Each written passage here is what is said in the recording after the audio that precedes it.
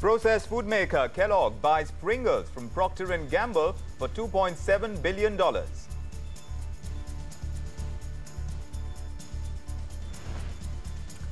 Hello and welcome. You're watching Bloomberg UTVI, a part of the world's biggest financial news network. I'm Abha Bakaya from our New Delhi studio. And I'm Vikram Oza here in Mumbai. We have a power-packed show tonight, quite literally. We're getting you two exclusive interviews with Uma Shankar, the Power Secretary, also R. Chandrasekhar, the Telecom Secretary. Joining us on the show tonight is Jagannatham Thunuguntla from SMC Global and Rajan Matthews, the Director General at Cellular Operators of India. Also on the show, we take you through the latest from the world of advertising in our special segment, Logo Reloaded. That's still to come. But first up, breaking news on your screen. The latest development in the telecom space, Telenor has announced that it will be looking for a new partner. Let's go straight across to my colleague Kumardeep, who's standing by with that statement, all the details that have come in, and of course the immediate implications of this. Kumar.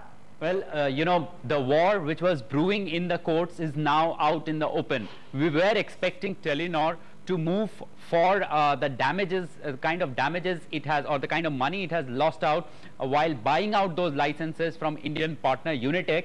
That didn't happen. Now what it has said is, Telenor Group says that it holds Unitech Limited liable for the breach of warranties related to the cancellation of the licenses, seeking compensation for all investment guarantees and damages caused by the Supreme Court order.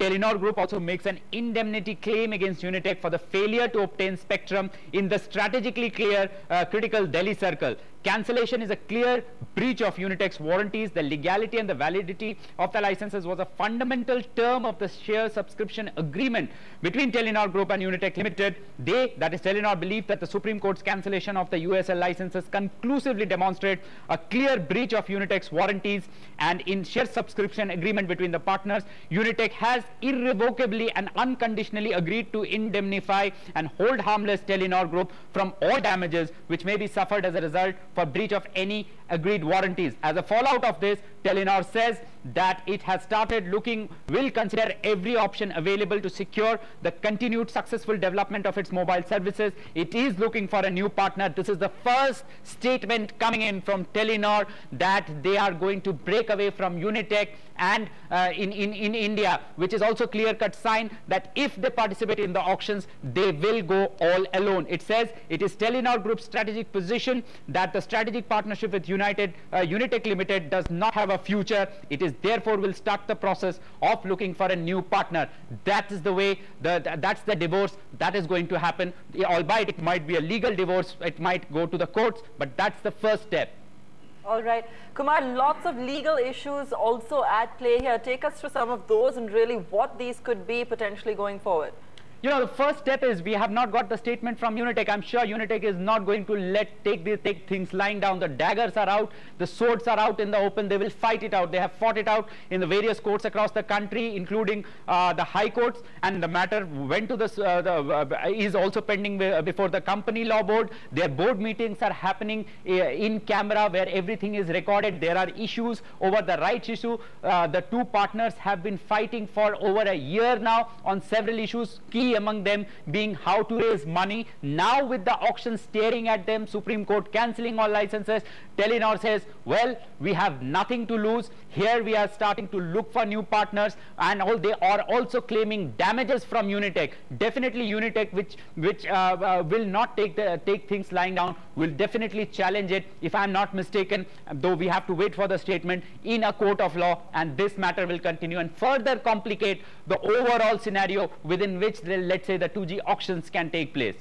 Right, stay with us. We also have Rajan Matthews with us tonight, Director General at the COAI. Rajan, let me get your first reactions to this as well. The basis as you see it of this split and the implications. Clearly, as far as Uninor and Telenor, I think Telenor has signaled very clearly that it expects to be a forceful bidder in this 2G upcoming auction. So I think that is helpful in terms of clearing the ground, if you will, for the seriousness of the players that are going to start bidding. Now, in terms of additional implications, clearly, as was pointed out, there is some litigation that's going to be there, but I think that's a sideshow. I think the clear focus right now is saying is that how do we take the industry forward in terms of serious players who are committed to investing serious dollars and rupees, and so I think this will really send a good signal in terms of going forward in terms of the auction as well as the seriousness of the players. Rajan, I have a question for you, if I may ask. You think that this complicates the matters further because now, I mean, they have not yet approached the court, but definitely they have claimed damages, and as far as we know, and you know the industry, there could be no way that Unitech would be taking things lying down, given the fact that they have already pulled Telenor not only to the company law board, but also to various courts across the country. Do you think that it can lead to a situation where this further delays things? I'm not sure that it's going to delay anything vis-a-vis the 2G auction that's going to come out. I think there are two very distinct and separate issues. First of all, when you look at the Supreme Court ruling, it basically cancels the whole existing license and by definition the grant of the spectrum. So in a sense, the new auction will bring with it a new license and new spectrum which they may win in the auction. So I think it'll be bifurcated. Obviously the court cases will happen separately, and this new avatar, if you will, of Telenor will continue on a separate track. Rajan, I also want to ask you about how competitive you think this 2G auction is going to be, because clearly now with more and more players, and as far as we are concerned, we're looking at a possible split over here as well. What's your perception? How do you think the 2G auction is going to play out?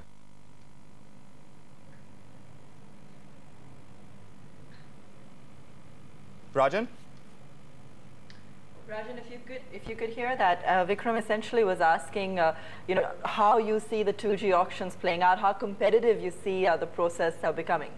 I think we will see a robust amount of bidding going forward. I think if you look at the amounts of money that will come into play on the spectrum auction, I don't think we will see the exuberant amounts that were bid for 3G. I think you'll see much more of a rational process going forward. I think there are some learnings to be had in the 3G auction, which hopefully will be applied to this new round. And I think as a result of the quantum of spectrum available, and also the fact that Honorable Minister has indicated that 700 megahertz would also be available at the end of the year, I think we will see much more of a reasoned, rational bidding process from some very serious players who will now look at this as an opportunity to enter the market.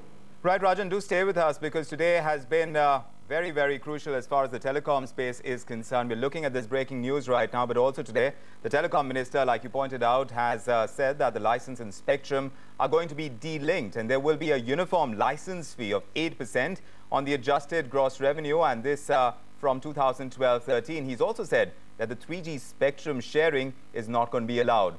He did say that the government has still not taken a call on the action on the cancellation of licenses by the Supreme Court, but we'll have to wait for that. Let's listen in to what Kapil Sibal has said earlier today. That there will be no more UAS licenses linked with spectrum.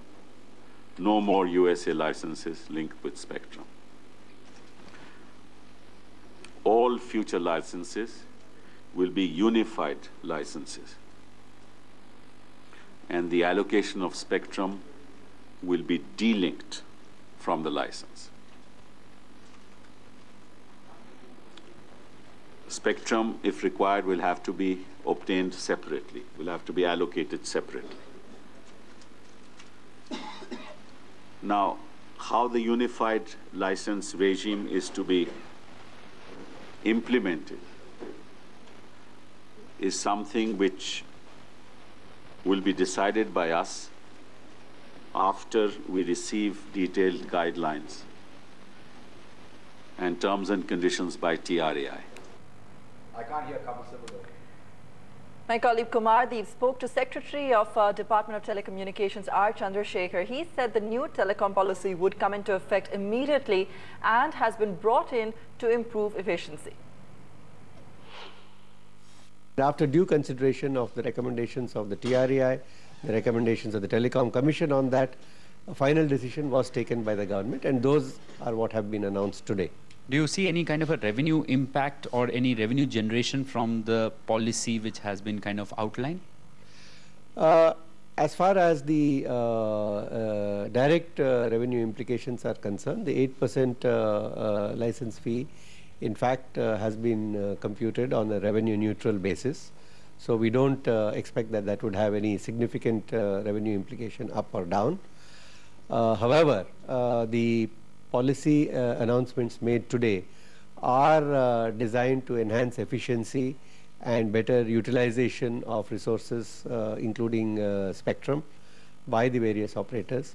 And this would enhance the efficiency, bring down costs, and help improve the cost and the quality of services provided to subscribers. And also tariffs? As I said, if once the costs of the operators are enabled to be brought down, then we would certainly expect that competition would enable them to reflect this in their tariffs. And Rajan Matthews is still with us in our Delhi studios. He's, of course, Director General of Cellular Operators Association of India. Rajan, if I can bring you in at this point, you heard both the Telecom Minister, the Telecom Secretary speaking over there. This unified licensing regime, how do you think it's going to affect as far as cellular operators are concerned going ahead from here? Yes, certainly in terms of what the minister has announced today, the industry is quite pleased with the parameters that have been put on the table, certainly in the areas of the fact that auction clearly is going to be the way forward, that there's going to be a delinking in terms of license and spectrum, in the fact that 2G sharing is going to be allowed. You know, there are certain areas that we had hoped for that obviously didn't take place. The fact that 8%, it obviously removes the arbitrage, but continuously keeps the high cost factors in there. We had hoped for a 6% reduction vis-a-vis TRAI's recommendation. 3G obviously is sub judice, but we were hoping that there would be some clarity in terms of spectrum sharing on that going forward. So some really good clarity, but also some areas that we were hoping that we would get some benefits to the industry. Right, Rajan, let's take a look at it from the incumbent's point of view. Really, what does it mean for them? We've had Airtel come out and talk a little bit about how they're welcoming M&A provisions. They've also said that higher costs on total spectrum sharing will be detrimental. Give us a sense, really, of what it will mean for them. Clearly, right now we have a tiered pricing structure depending on the circles and the AGR. So going to a flat 8% clearly takes the whole cost structure upwards as opposed to lower. Let me give you an example of it. Right now, when we go into the rural areas, those would be the less penetrated areas, the lower C circles. Those would traditionally be at, say, 4% or so. Now, all of a sudden, moving that up to 8% obviously increases the cost percentages. So I think while it removes the arbitrage, certainly increases the cost, which clearly the industry has been screaming about, saying, look, we're on our knees. Please, this is not the direction to go. Rajan, as far as licenses are concerned, they're going to be renewed every 10 years now. How is the industry looking at that?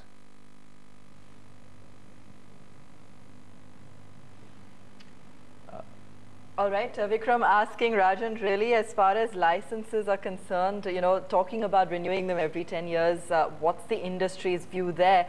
Also, just to throw in an additional question there, but till the pricing issue is resolved, does any of this really make any sense anyway? Does it really make sense to go ahead?